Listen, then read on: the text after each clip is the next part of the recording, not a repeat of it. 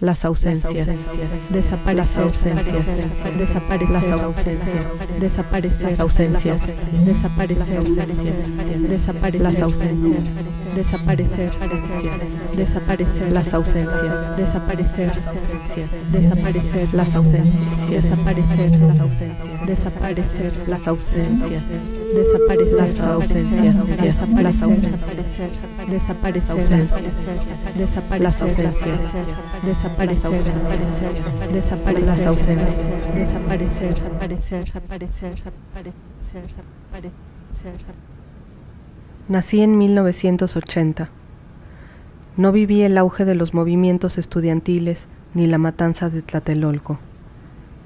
Le escribí a mis padres y les pedí que me contaran cómo lo habían vivido ellos. Mi padre fue el primero en responder.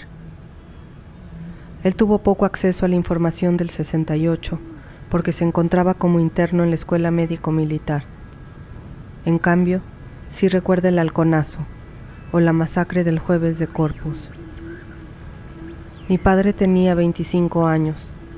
Cursaba el primer año del internado rotatorio en el Hospital Central Militar.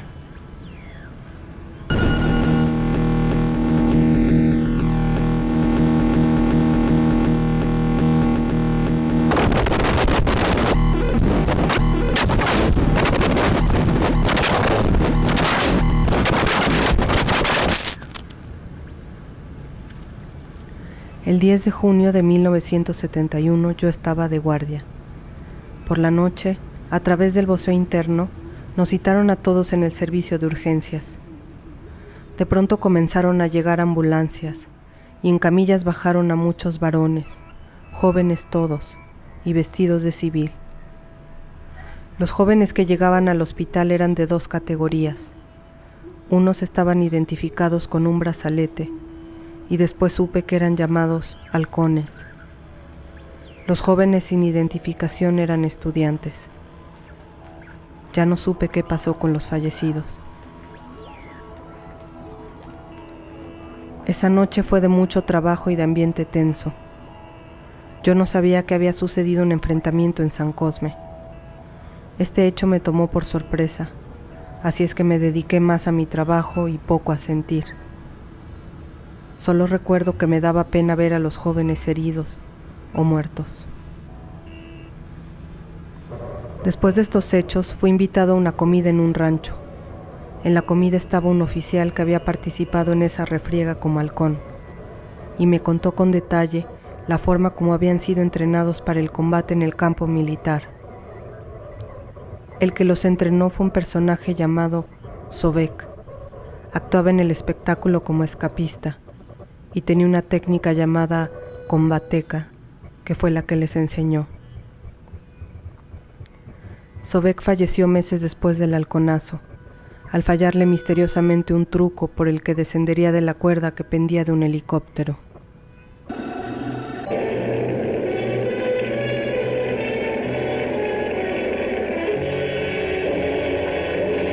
Mi madre escribió después. Me dijo: retomando nuestra conversación con relación al movimiento del 68, te platico que tenía 15 años. Mis días transcurrían entre Ciudad Universitaria y la Nacional de Educadoras donde estudiaba.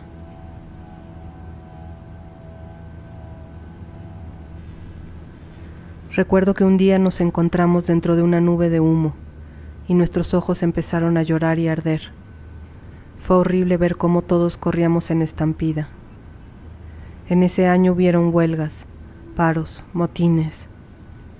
Con relación a involucrarme en el movimiento o no, en aquel tiempo mis papás no me permitían que viera las noticias.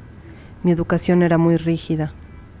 Aunque todavía hay muchas injusticias, nada se compara a lo que vivimos quienes fuimos adolescentes a finales de los 60.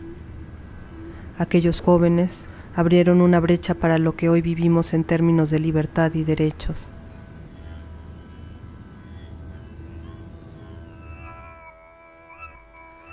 En una llamada mi madre me mencionó también que mi abuelo, abogado militar, había sido amigo de Luis Gutiérrez Oropesa y que para el cumpleaños de su hijo le había regalado una moto para quedar bien con el general. Mi madre cuenta que ya de viejo, el general Oropeza le confesó a mi abuelo que él había dado la orden de disparar contra los estudiantes. Mi papá fue obrero toda su vida y él nos platicaba con un dejo de tristeza y como cierto arrepentimiento de que, con una frase que me quedó marcada, que él decía que los obreros habían traicionado a los estudiantes en las protestas de ese año, 1968. Fernando es un amigo que nació meses antes de ese 2 de octubre. También nos contó que sus abuelos durante el tiroteo vivían en el edificio Chihuahua en Tlatelolco. Esa noche durmieron en el baño.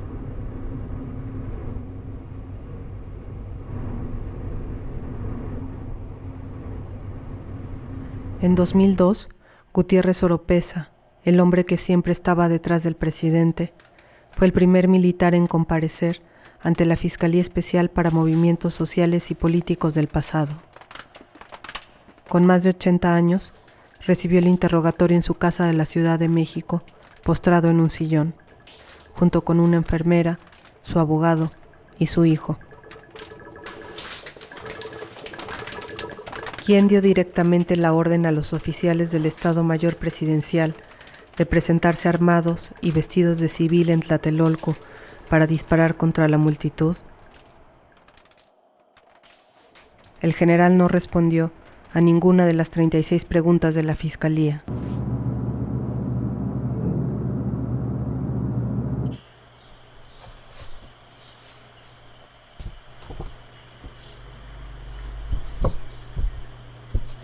Al llegar a casa escribí: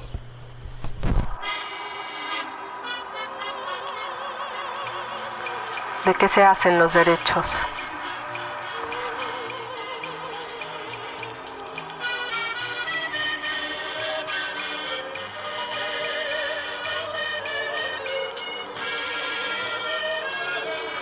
De sangre,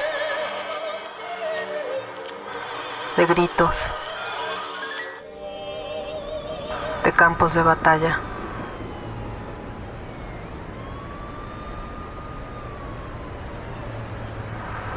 Los derechos están hechos de nosotros, de los que estuvieron antes, de los desaparecidos.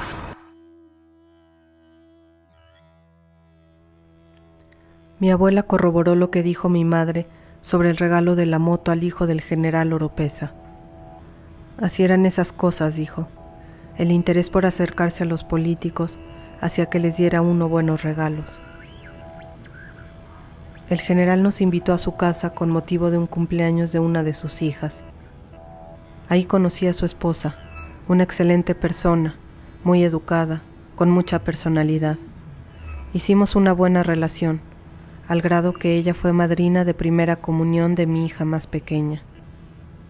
Cuando le pregunté a mi abuela si era cierto que Oropeza le había confesado a mi abuelo su responsabilidad en la matanza de Tlatelolco, mi abuela solo recordó que eso era secreto de Estado. Uno no hablaba de esas cosas, para que no hubiera compromisos. Como Gutiérrez Oropeza era el que dirigía el batallón Olimpia y era amigo de tu abuelo, él decía que los que habían disparado primero eran los estudiantes. ¿Y ustedes creyeron esa versión?, le pregunté. Pues sí, era el amigo de tu abuelo.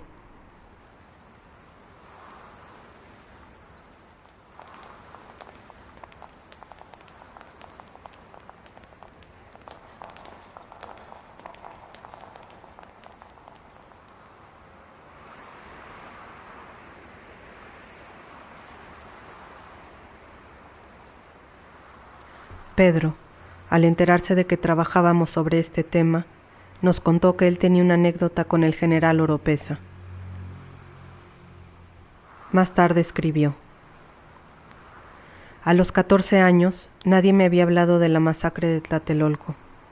El abuelo de mi primera novia era el general Oropeza.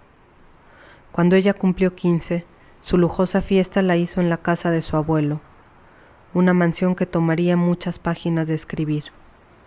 Decenas de esculturas estilo griego y tamaño humano decoraban una inmensa fuente en el centro del jardín y al interior del recinto. Recuerdo pieles de animales africanos y un olor a viejo. A los 16 años encontré en el librero de mi casa La noche de Tlatelolco. Las fotos de niños en la morgue y los balazos quedaron fijos en mi memoria como una pesadilla. Cuando ella cumplió 18 años, di otra gran fiesta en una nueva casa. Ya no éramos novios, pero igual me comentó que allí estaba su abuelo y que quería saludarme. Ella sabía que yo estaba interesado sobre lo ocurrido en Tlatelolco y me insistió a que cuestionara a su abuelo. Sentado a la cabeza de una larga mesa de fina madera y rodeado por toda su familia más cercana, me saludó con una ligera sonrisa. Mi exnovia inició la conversación. Le dijo a su abuelo que yo quería preguntarle algo. ¿Qué pasó en 1968?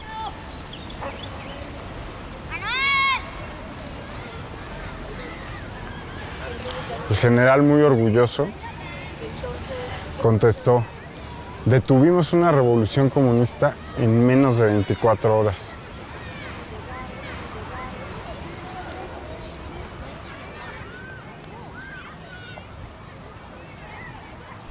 Las ausencias, desaparecen, las ausencias, desaparecen, las ausencias, desaparecen, las ausencias, desaparecen, las ausencias. Los derechos se han conseguido con la carne de la gente. ¿O creías que se logró en los tribunales y parlamentos? Hay que salir a caminar. La tierra es nuestra. Nosotros somos los aparecidos.